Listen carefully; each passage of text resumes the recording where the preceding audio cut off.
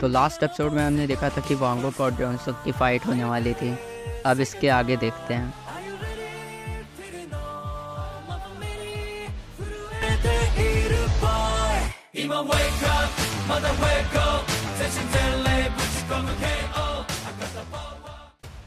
अब हमें दिखाया जाता है कि जॉनसुक अपना चश्मा उतारते हुए कहता है कि वांगुक, चलो आज लड़ाई नहीं करते हैं, तुम हमारे साथ मिल जाओ।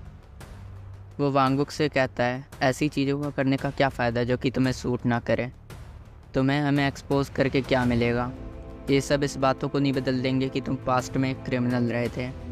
तुम्हें वो चीज़ें करनी चाहिए जो कि तुम पे सूट करें। ये तुम्हारा आखिरी मौका है वांगुक। बस ऐसा सोचो कि ये सब कुछ हुआ ही नहीं था और हमें ज्वाइन कर लो।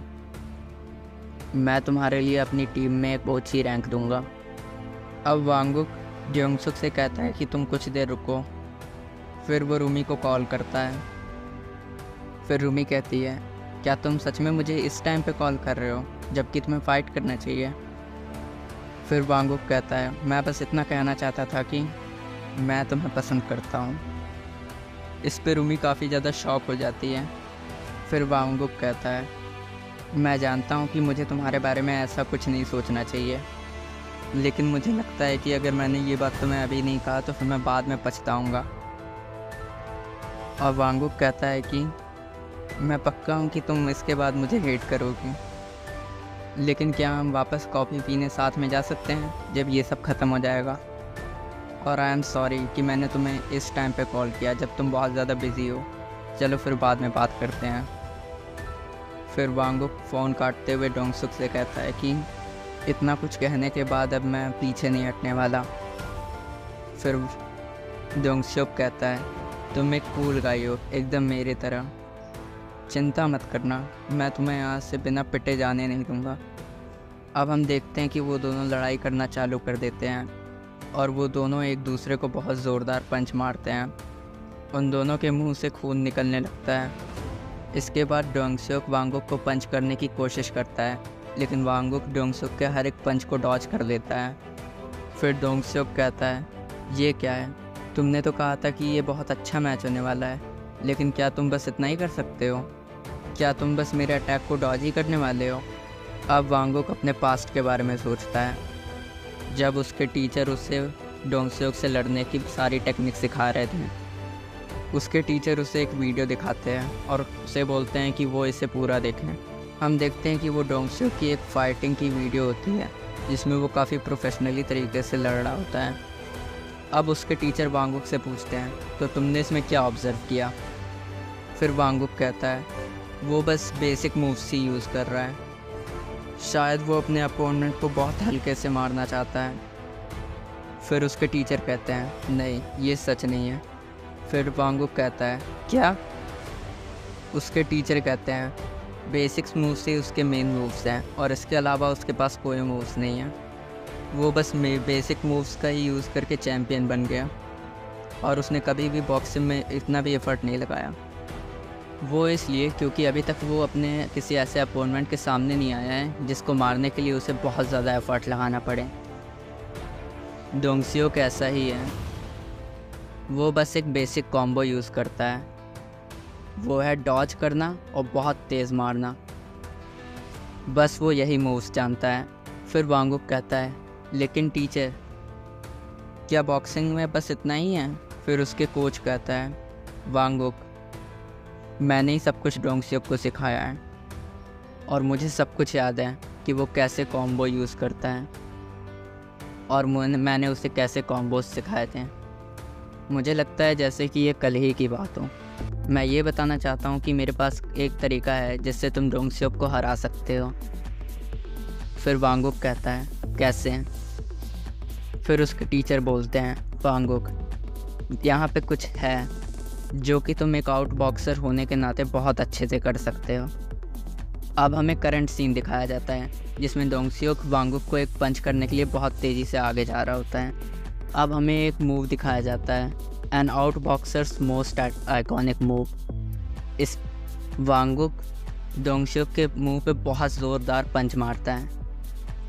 हमें इस मूव का नाम बताया जाता है द काउंटर। फिर हमें उसके टीचर की आवाज़ सुनाई देती है जिसमें वो कह रहे होते हैं, तुम्हें डरने की बिल्कुल ज़रूरत नहीं है।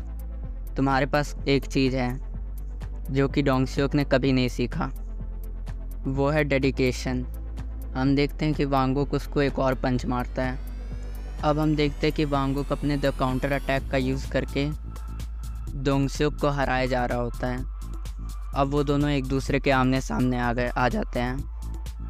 डोंगसियोक फिर से वांगुक को पंच करने के लिए आगे बढ़ता है और वांगुक फिर से अपना द काउंटर अटैक यूज़ करता है, लेकिन इस बार डोंगसियोक वांगुक को स्लैम कर देता है और डोंगसियोक के एक स्लैम में ही वांगुक की काफ़ी ज़्यादा हालत ख़राब हो जाती है। और फिर डोंगसियोक वांगुक से कहता है, वांगुक बेवकूफ़ कहीं के, तुम प्रिपरेशन करके आए थे, लेकिन शायद कोच ने तुम्हें ये नहीं सिखाया कि तुम्हें बॉक्सिंग प्रोडिजी डोंगसियोक से कभी फ़ाइट नहीं लेना चाहिए। अब वांगुक सोच रहा होता है, क्या उसने मुझे कॉपी किया है। अब डोंगसियोक कहता है, क्या तुम्हें पता है बॉक्सिंग बस एक टैलेंट ही क्यों है, क्योंकि वो सभी लोग जो कि डेडिकेशन का इस्तेमाल करके फ़ाइट लड़ने की कोशिश करते हैं वो मारे जाते हैं। चिंता मत करो वांगुक, यहाँ पे तुम अकेले नहीं मरने वाले हो, तुम्हारे फ्रेंड्स भी तुम्हारे साथ ही मरेंगे। ये सब कहते हुए डोंगसियोक वांगुक के मुंह पे अपना पैर रख देता है।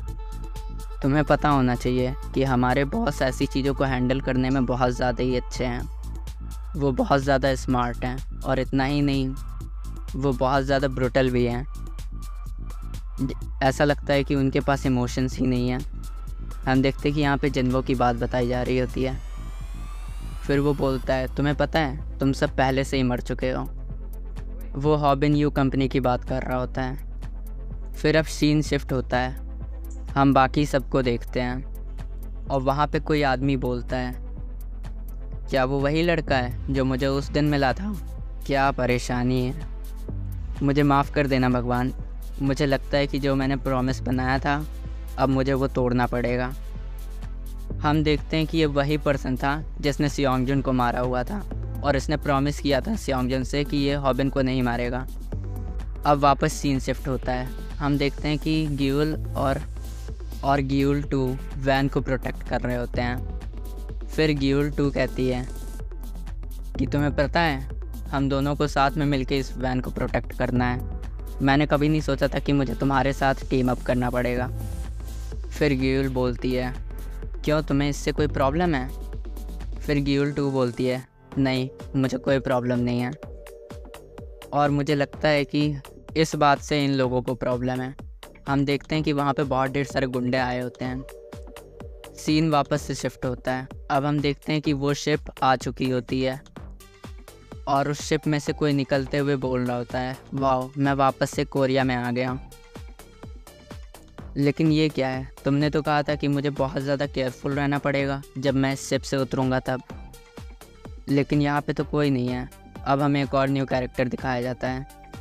फिर वही कैरेक्टर बोलता है, मुझे लग रहा है कि डोंगसुक ने सबको हरा दिया, चलो अब सारा सामान उतारते हैं।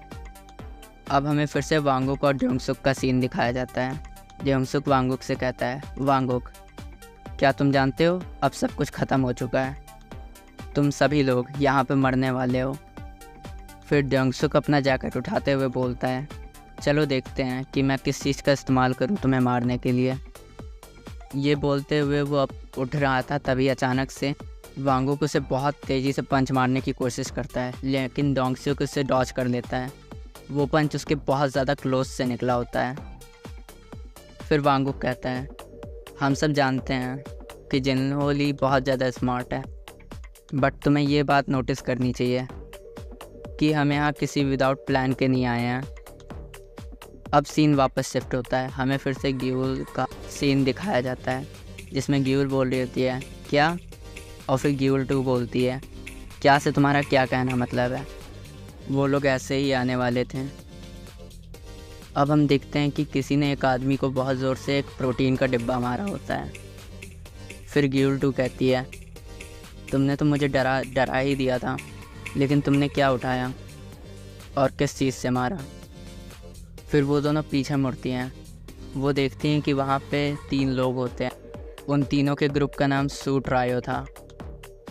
हम देखते हैं कि वो तीनों एक्सजे कंपनी के मेंबर थे। हम देखते हैं कि वो वायरल हुक का owner hyunsoo Lee, rough and ready channel का ओनर जिसू और ह्योक्सू होते हैं। अब सीन वापस से शिफ्ट होता है। हम देखते हैं कि हॉबिन बोल रहा होता है कि बाकी टीम के लिए बैकअप का क्या हुआ, शायद वो यहाँ पे आ चुके हैं। मैं बस घबराया हुआ था क्योंकि आपने कहा था कि एक वॉर होने वाली है। फिर यहाँ पे सैमडेक की एंट्री होती है और वो बोलते हैं तुम इसे वॉर कहते हो। फिर वो उसी अननोन पर्सन से कहते हैं डरो मत, मैं बस एक ऑर्डिनरी ओल्ड मैन हूँ